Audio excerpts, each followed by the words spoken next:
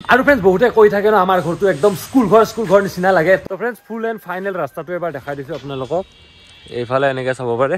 তো কেনেকুৱা লাগিছে জনাব একদম চিম্পুল বনাইছোঁ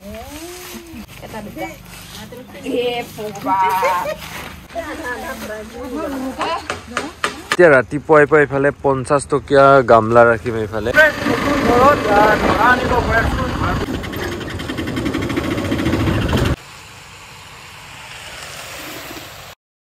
আৰু ফ্ৰেন্ডছ বহুতে কৈ থাকে ন আমাৰ ঘৰটো একদম স্কুল ঘৰ নিচিনা লাগে তো ফাইনেলি মোৰ বিয়াখন মানে এই স্কুল ঘৰতে হ'ব তো আপোনালোকে দেখা পাব আৰু কাৰ আমাৰ ঘৰটোক স্কুল ঘৰ নিচিনা লাগে কমেণ্ট কৰি জনাব কমেণ্ট বক্সত তেতিয়া ভাল লাগিব আৰু স্কুল ঘৰ হ'লেও কি হ'ব ফ্ৰেন্ডছ কি হয় যেতিয়া মানে ফিল্ম এখন শ্বুটিং কৰিব লগা হয় গাঁৱলীয়া পৰিৱেশত ভিডিঅ' বনাব মানে লগা হয় তেতিয়াহ'লে মানে কি এনেকুৱা খেৰী ঘৰ এনেকুৱা আছাম টাইপৰ ঘৰবিলাকহে মানে বেছিকৈ মানে বিচাৰি আহে তো বহুত এনেকৈ উদাহৰণ আছে গুৱাহাটীৰ পৰা বহুত মানে আমাৰ ঘৰত নহয় আৰু আমাৰ একেবাৰে আমাৰ ওচৰৰে গাঁৱত মানে শ্বুট কৰিব আহিছিল ফিল্মখনৰ নাম নকওঁ তো তেনেকুৱা মানে ফিল্ম শ্বুটিং কৰিব লগা হ'লে মানে বিশেষকৈ আছাম টাইপৰ ঘৰ গাঁৱলীয়া ঘৰে মানে দৰকাৰ হয় আৰু মানে থাকিবৰ কাৰণে মানুহক মানে ডাঙৰ মানে কি হয় অট্টালিকা লাগে বহুতৰে থিংকিংবিলাক বেলেগ আৰু এইফালে মা আমাৰ কি কৰি আছে এইফালে এইটো কি চাউল মা বুন্নি চাউল তো বুন্নি চাউলৰ পৰা মানে কিবা বনাব কাৰে ভাজিব এয়া বুন্নি চাউলৰ পৰা পশ্চিম চাইডে খোলা ৰাখিম আৰু উত্তৰ চাইডে খোলা ৰাখিম মানুহ বহাৰ কাৰণে সুবিধা হ'ব সো ফ্ৰেন্ডছ আমি এতিয়া ৰাতিপুৱাই পৰা এইফালে 50 টকীয়া গামলা ৰাখিম এইফালে দাদাই বেচিব আহিছে এইফালে গামলা আছে বহুত মানে কিবা কিবি আছে আৰু পাছফালে এয়া চাব পাৰে পেণ্ডেলৰ কাম মানে গোটেই কমপ্লিট হোৱা নাই আজি ৰাস্তাটো হ'ব কমপ্লিট আৰু বাকী কি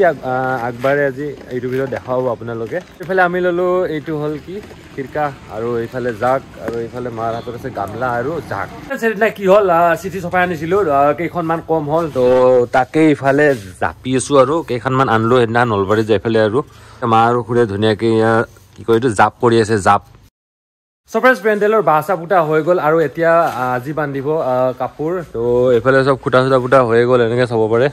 আৰু কি কাপোৰ লগাই কি কাপোৰ নলগাই চব গোটেইখিনি দেখা পাব আপোনালোকে বাকী ফ্ৰেন্ডছ চোতালৰ কাম চলি আছে আৰু এইফালে ৰাস্তাৰ ফালে এনেকুৱা নহয় যে পুৰা হাই ফাই পেণ্ডেল বনাইছোঁ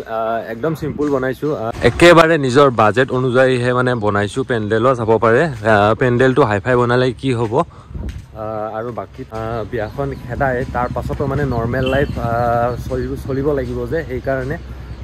কিবাকৈ বনাইছোঁ আৰু তো এইফালে হ'ব আমাৰ এনেকৈ ডাইনিং চাব পাৰে আৰু এইফালে হ'ব আমাৰ ভাত বনোৱা এইফালে পাকঘৰ এইফালে চাব পাৰে এনেকৈ ইফালে বেংপাৰ্টি চেংপাৰ্টি থাকিব ইফালে ধুনীয়াকৈ ইফালেও অলপমান সজাব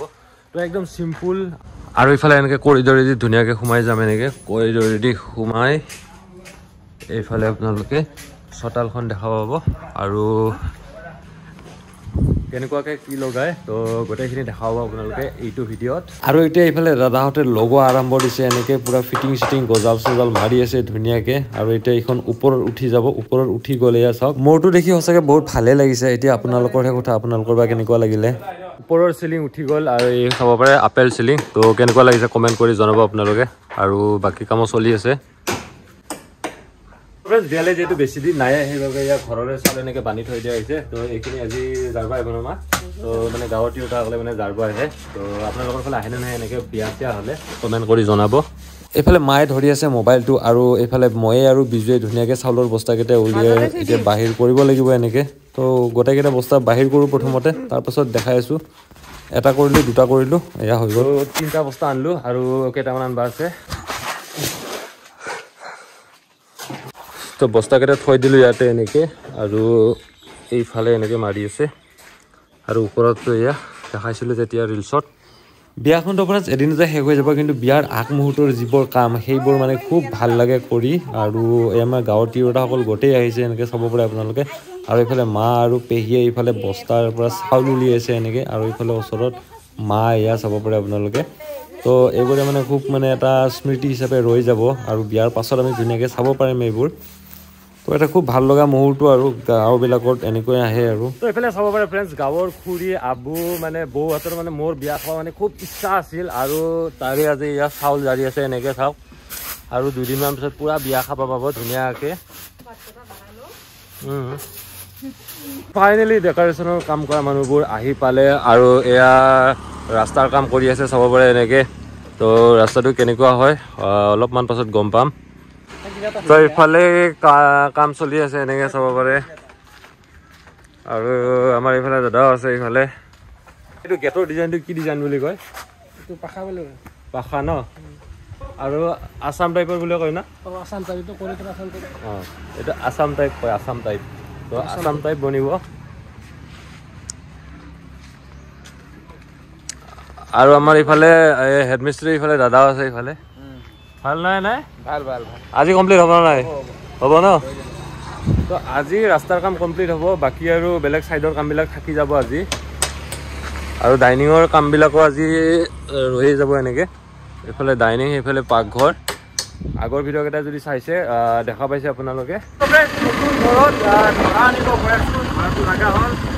টেম্পত গৈ আছোঁ ইফালে এইফালে আছে দাদা মানে ভাইটি গৈ গ'লে মাইনহঁতৰ এয়া ঘৰত আহি পালোঁ নতুন ঘৰটোত ইয়াতে আছে ঘোঁৰা আৰু ঘৰটো এইফালে ৰঙৰ কাম চলি আছে বাৰু কেনেকুৱা লাগিছে কমেণ্ট কৰি জনাব এইফালে দুটা ঘোঁৰা আছে দুটা ঘোঁৰা লৈ যাম দুটা না এটা লাগে নাজানো তো এইফালে মহা কাম কৰি আছে এয়া মহা বিয়া আহিলে আৰু আমিও ধুমধাম লাগি আছোঁ তো এইফালে কাম চলি আছে ঘৰতো কাম চলি আছে ইফালে নতুন ঘৰৰ ইফালে ৰং